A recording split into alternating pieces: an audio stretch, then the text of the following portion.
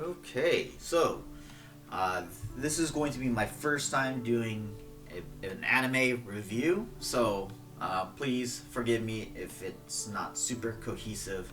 I usually don't do scripts in my videos, so kind of going all over the place. But anyway, I finished watching the Bermuda Triangle Colorful Pastel anime. Uh, Very different. Real quick, if you guys just wanted the TLDR, go watch it. I highly recommend it. It's a very fun anime. If you guys want to hear my thoughts, have a seat and enjoy my mumbling for the next few moments. So anyway, I finished the Colorful Pastel anime, and to be honest, when it first came out, I wasn't like. At first, I was super hyped. Like I got excited. I'm a big Bermuda Triangle fan, and I was excited that they were gonna have their own show. I remember during the Bushy Road biannual conference, they mentioned that there will be its own anime, and usually in the Card Fight Vanguard series anime, they always have like one or two episodes where a Bermuda Triangle unit is played, but it's really like a meme at this point. They don't really do anything. It's just there to showcase the new product and then go. So I mean, that's card game anime for you, so that's nothing new. And then, like, the last Vanguard anime episode that introduced a Bermuda Triangle unit, they didn't even play. So, they weren't even showing off the cards. I mean, they technically did, but no gameplay, no OP Riviere play, so that's how it goes. So, anyway, the anime itself, produced by Bushy Road, of course, directed by Junji Nishimura. Looks like he's done a lot of shows before. It looks like his more well known was Rama and a Half, so that's an oldie for sure. And then Dog Days, that's another one that I remember. The script was written by Michiko Yokote. I think that's how it's pronounced, but it looks like she has done quite a few other series we're all familiar with. So she did the script writing for Holic. That's pretty cool. Let's see here. Ao-chan Can't Study. I actually seen that one. That was recent. Bleach. Oh, that's cool. Kobato. Oh, I love that show. So it looks like she done some. And then Rama and a Half. So it looks like they knew each other. So that's kind of cool. And then the studio that did the animation was Seven Arcs Pictures. They just did that recent show, Fly Me to the Moon. That was pretty fun. So they pretty good studio behind it. Now, like I said, I was really hyped when the show was announced and got excited. But then when it was and then Sentai Filmworks licensed it, so I was like, cool, so they release a Blu-ray, maybe they'll stick some promos. We still have some Bermuda Triangle promo cards that we never received, so got a little excited for that as well. But then when the simulcast dropped and I saw the first episode, I did watch it, and I wasn't too impressed, so I actually did drop the show after the first episode, which isn't really fair. You should give a show at least 2 episodes, 3 episodes to go. Because I would also say that the same thing happened to me with Steins Gate. I wanted to drop it after the first episode, but I kept going and going, and it got me hooked. So this show is definitely a slow burn kind of show where each episode gets better, but because the first episode wasn't that great, it might not get people too excited to continue watching the show. So anyway, I'm not gonna go into super spoilerly topic, but it is a review, so some minor spoilers here and there. The show follows the 5 colorful pastel cards. So that's Kero, Sonata, Canon, Fina, and Serena.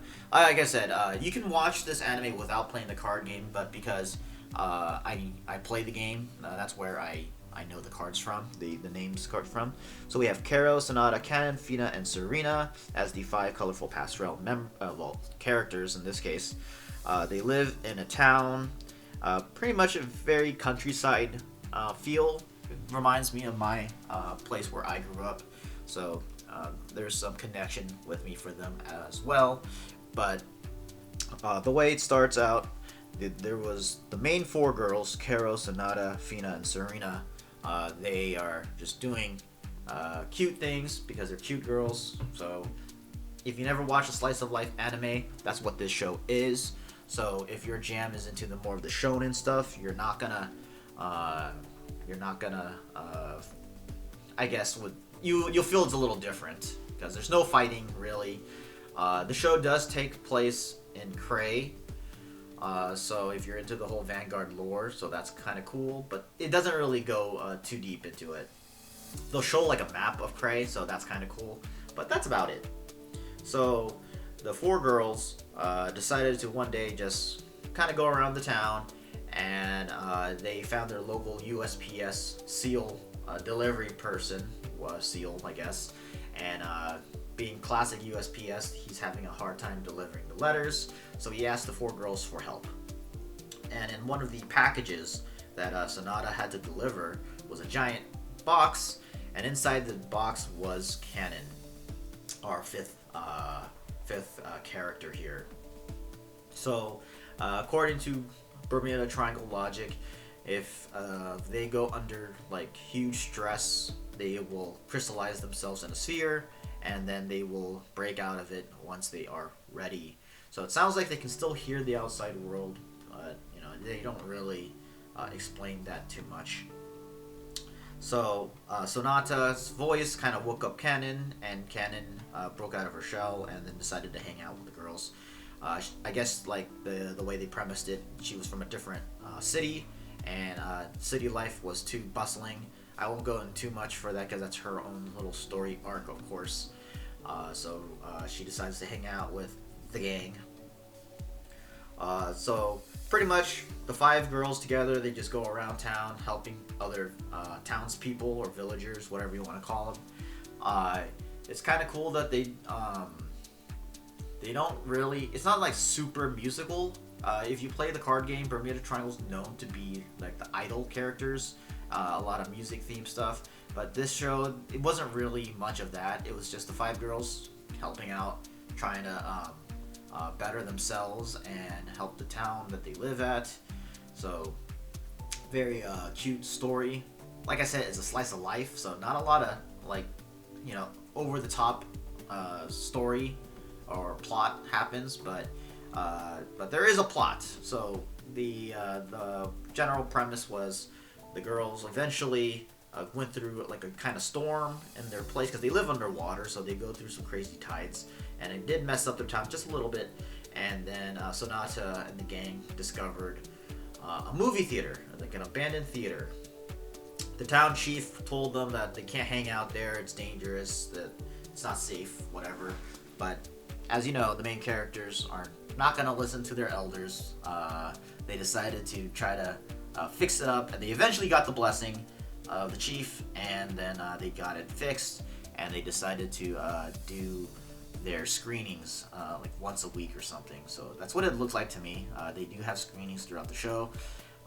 Each girl goes through their own character plot points and their own growth, which was very nice because I play the card game, and they have a card version of them, and they don't really have a lore. So V series Vanguard, they didn't really have lores, but before V series they had lores for almost every single card. Like they had a little story for each card, so it was kind of nice to see the story for Sonata and Karo and Canon, Fina, and Serena. So it was really nice to see that. It kind of gives you all the character archetypes. Karo is like the Genki, super energetic girl, very excited. She's very friendly. She becomes friends with almost anyone. Sonata, the main girl, I guess. I want to say she's like the main character, but she's definitely like the older sister type character in the group, where she'll take care of everyone, listen to people out. She can sense people's discussion. I forgot, like, the atmosphere, so she knows how to change the topic if things get a little unsettling. So she definitely has that in her. Canon is definitely your like, I would say city girl for sure. She definitely had that like, she's pretty tough, but she's also shy, but very cutesy too. So that's her kind of her character. They didn't really flesh her out too much, but she's definitely an important character in the show. Fina, she's definitely like the motherly type character. She's good at cooking, sewing. She has her best Poco, Baka, whatever creature following her around, so that's always a win. And then Serena is like the smart girl out of the group, so she always does all the research and all that good stuff. So anyway, that's the idea. They all have their own little archetypes and stories. Going through the animation, it's not that great when you compare it to other shows, but it is watchable. Don't think too hard on the logic of what you say, water logic, because they'll be pouring like tea underwater. Don't think too hard about that. I know that was a complaint from some watchers. The show itself, it's only 12 episodes long, and like I said, it keeps getting better and better as the show goes on. And I think like the show really gets good after episode 6 or 7, if I remember correctly. It's around there. They start going to more of the world building and plot of the show, and all the girls are going through their own growth. So that's always cool. Now the music itself, like I said earlier, it doesn't have a lot of music, but they do have it in the show, where they'll have some insert songs. The opening theme song is done by Pastel from Bang Dream, so that's really cool. If you're a Bang Dream fan, of course Bang Dream is owned by Bushiroad, so not surprised there. And then the ending theme song was done by the colorful Pastorale girls, so that's the 5 main girls. They've done the ending theme, and I believe all of the girl voice actresses are new, so this is like their first time doing a show. So that's always really fun to watch. So you can kind of hear your first time hearing them on a show.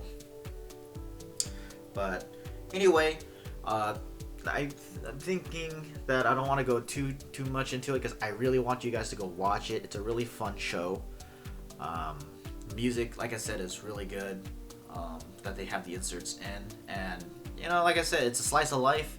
The characters grow, so you know, it's a little slow at first, but once you kind of get into it, it's worth your time for sure. So anyway, let me know if you guys want me to do more like anime reviews. I don't think this is an anime review channel though at all, but I might do some anime talks on the Cardfight Vanguard anime, because Overdress is coming out soon, so that's going to be huge. And then go from there.